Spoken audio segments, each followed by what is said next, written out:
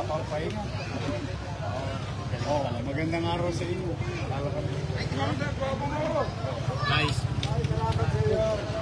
Balik kayo. Pinahakot na ibang basura kanina, no? Pinahakot ko ulit yung mga naglakot. Sabi ko sa inyo, babalik ako. Maraming salamat po. Salamat po. Nice.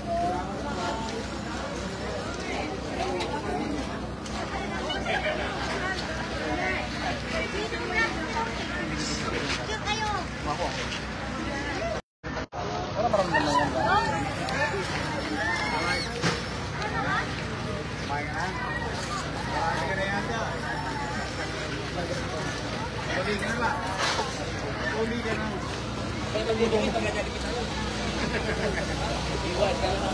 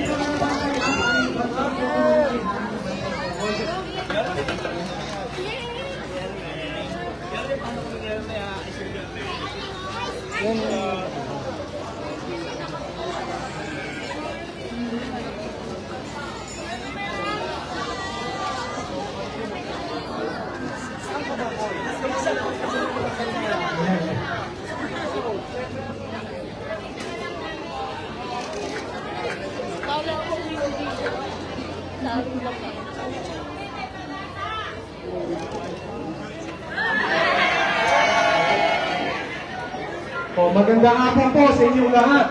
Nandiyan po ang mga lungsod ng Maynila. Mayor Isko Moreno Dumaguete. Kasama po ang ating Vice Alcalde, Vice Mayor Keith Atienza.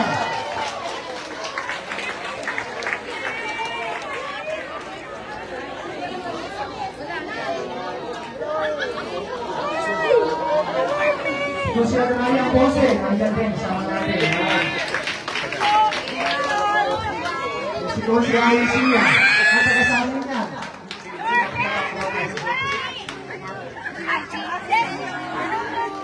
Idol ka na kami. Mga iskolan kami.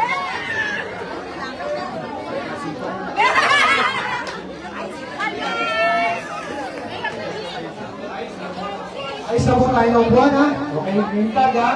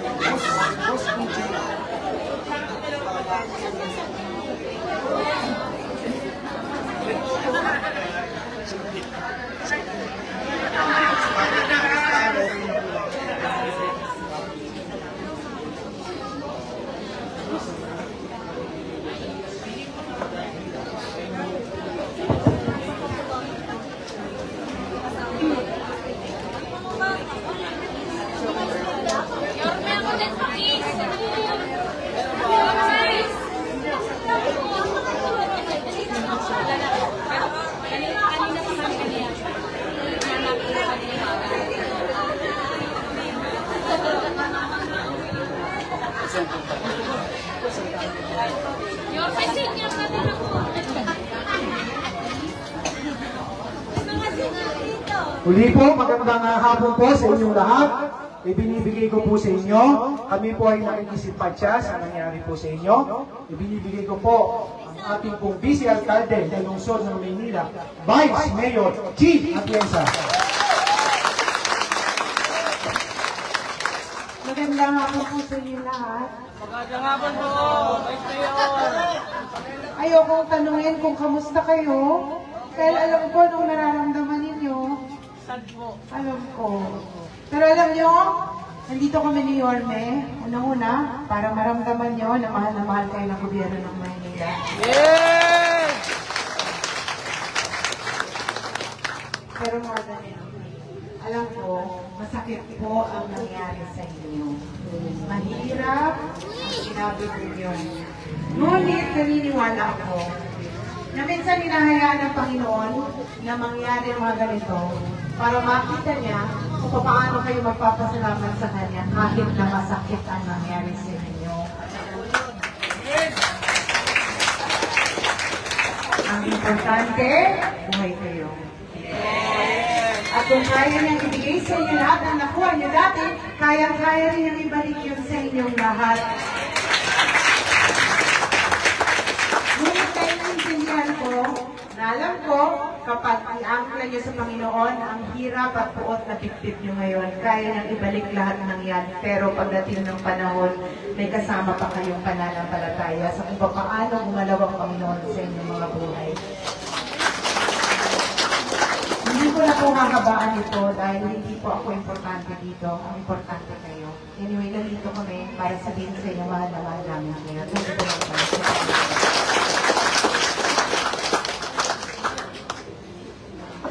At muli po, ibinibigay ko naman sa inyo. Kasama po natin ito sa paglilingkod. At kilalang-kilala namin ito. Si Kuya Ryan Kunsihan Ponce. Magandang hapon po sa inyo lahat. Ang araw na ito ay isang pagsubok sa atin ng Panginoon. Pero itong pagsubok na ito, may kasamang biyaya. Anong biyaya na yun? Ngayong araw na nangyari ito sa atin, ang alkalde natin ay si Mayor Isko Moreno at ang Vice Mayor natin ay si Vice Mayor Chief. Binigay niya to sa panahon na alam niya meron tayong masasandalan. At lagi ko sabi sa inyo, ang pagkadapat ng isang tao ay hindi sukatan ng kanyang pagkatao. Ang sukatan dyan ay kung paano siya babangon. At asahan niyo po, nandito si Mayor Isko Moreno, nandito si Vice Mayor Chi Atienza, nandito si Kuya Ryan, kasama niyo po kami. Maraming salamat po. Magandang hapon, at huwag po tayo titigil sa pagdarasal. At ngayon naman po, ibinibigay ko sa inyo ang ama ng lungsod ng Maynila, Mayor Isko Moreno Dumaroso. Maraming salamat, Director J. De La Puente. Kamag-anak Jenny De La Puente yung kanya rito. Gusto ko lang malaan ninyo. Kaya ako naman binabati si Dr. J. De La Puente. Nakasasabay siya sa mabilis na gustong tugon ng pamahalaan sa mga tao nangangailangan sa lalong madaling panahon.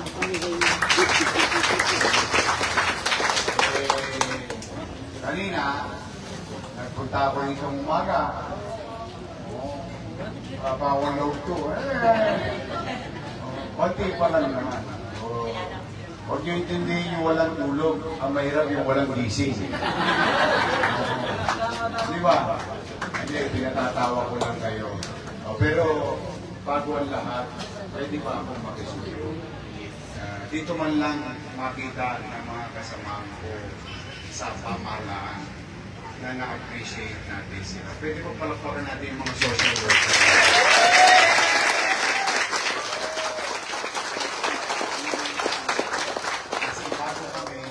Sila na kagad ang nakasala.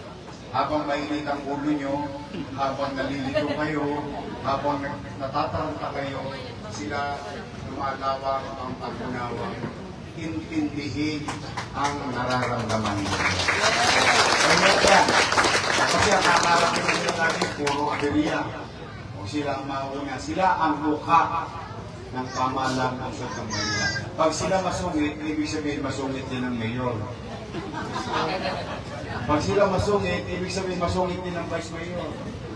Eh, lagi ko sinasabi, uunawain natin yung damdamin, yung reaksyon ng tao sa panahon ng dilubyo, panahon ng aberya, panahon ng sakuna.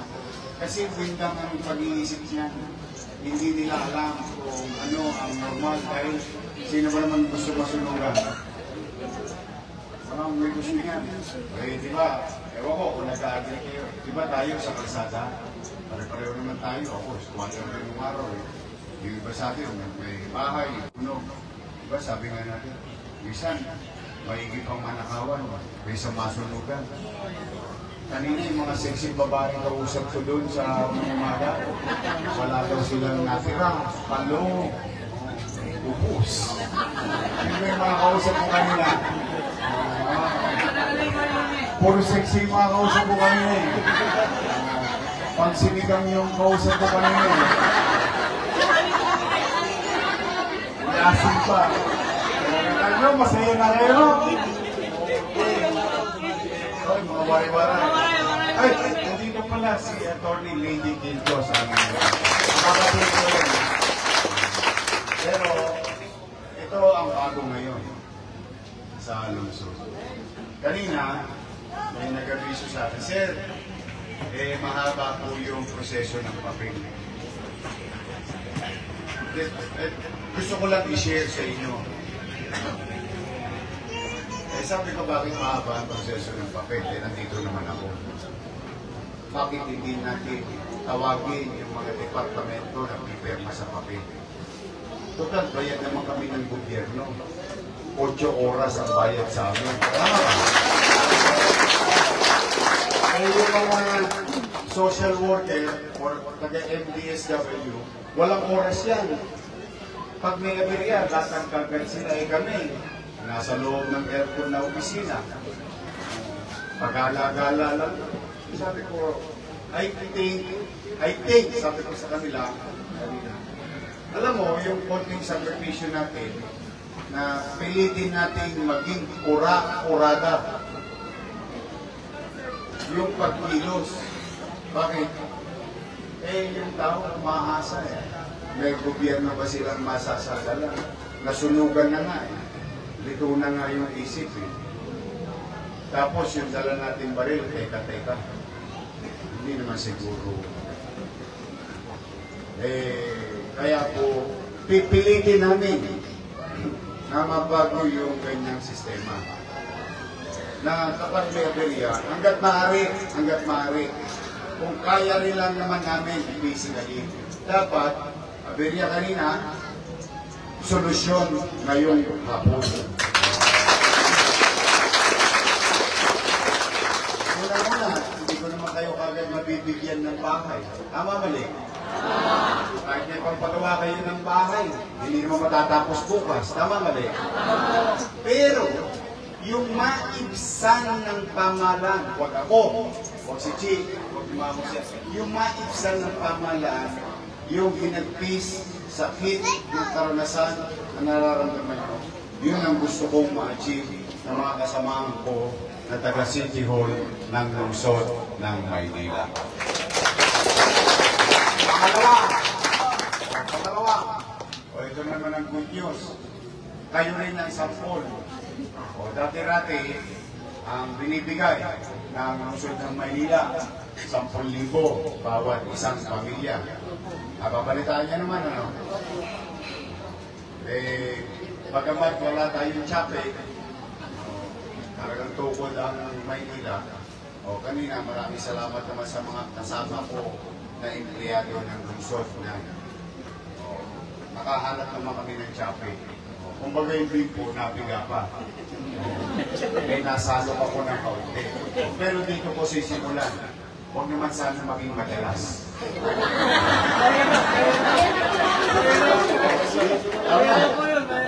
Pero dito ko sisimulan. Kung dati-rati, 10,000 matatanggap ng sunugan ng bawat pamilya. Ngayon, simula ngayong araw na ito at sa mga darating pang sana huwag dumating. Pero hindi ko naman mahulaan. Diyos lang ang may hawak ng tadhana natin.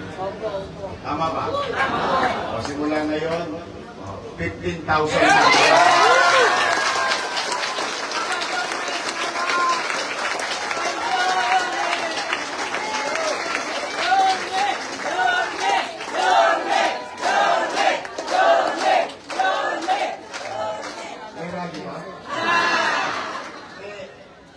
I will give you my reason. Kasi para ito hindi kuladas. I'll give you my reason because these are the same reason I gave to the department head. Sabi ko, okay naman yung 10,000. Wala namang problema. Kaya lang, pataas ang presyo ng bilihin. Eh kung bibigyan natin 10,000 at nakakabili ng 4 na yero, baka ngayon 3 yero na lang ang mabili doon. Kaya kailangan ang tulong din ng gobyerno nag-a-adjust. Yun naman ang reason po. Ang tawag ng the inflation effect sa buhay ng tao. Eh medyo technical yung salita na yun. Mas ang importante, sigurado ako, bukas, bumili na kayo ng 2x2. Bumili na kayo ng plywood. Bumili na kayo ng yero. Unti-unti ninyo sama-sama ibangon ang sarili natin. Papapasensya nila na kaya namin, ha? At yan, hindi ko yung pera. Pera nyo yan. Pera yan ng pamahalaan. Sinisinok ko lang. At ibinibigay ko lang sa oras sa pangangailangan ng tao. Yan ang mensahe natin sa ibang kababayan natin at sa inyo. Ngayon, bilang paguli, malungkot ang sitwasyon natin. Tama ba, Ben? Pero ito, nasa tapat tayo ng simbahan. Mamaya, kung ano man namin yung paniniwala, basta importante, naniniwala kayo may mga pangyarihan sa taas, magpasalamat tayo sa Diyos, walang nadisgrasya.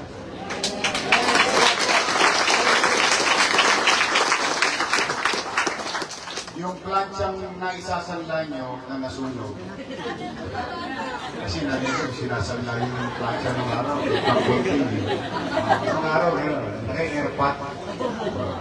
Yung TV, gamit na ipinundar ninyo, pinagirapan ninyo, okay lang yun. Ikibit-balikan na lang natin yun. Nawala yun. Nagawa nyo dati, kaya nyo gawin muli. Okay? So muli, kami ni Chi Atienza, ang mga kusyal ninyo, sisipag ng mga kusyal to, kanina pa umaga rin doon ang dinito, no? Si Lady Quintos, Ryan Ponce, at sa punang mga kasama at mga samahan ko sa pamahalaan, kami ay nakikisa. Ito ang mensahe namin at maipakita sa inyo, maiparamdam sa inyo na may gobyerno na sa lungsod. Salamat at palagi nawa kayo ng buong may kapal. Manila! Thank you.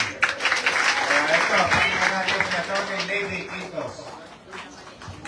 Hi! Hello! Yan, gusto po namin na manatili kayo sa kamite. Maikli lamang po ang sasabihin ng inyong lingkod. Nakikidalamhati po ako sa nangyaring sunog po kaninang umaga, madaling araw. Sino po mga waray-waray dito na kababayan ng aking asawa? Kaupay na tanghali sa inyo tanan, kaupay na kulok na gabi na sa inyo tanan. Pagbuligin po natin ang bawat isa, magtulungan po tayo.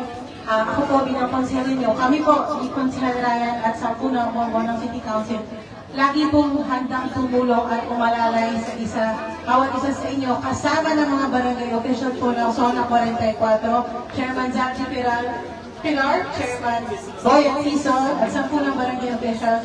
Maraming salamat po at sana po huwag po kayong mawalan ng pag-asa. Nandito lamang po kami. Andito po ang abogado na niyo sa distrito, Atty. Lady Quintos. Mahal na mahal po kayo. Maraming salamat po.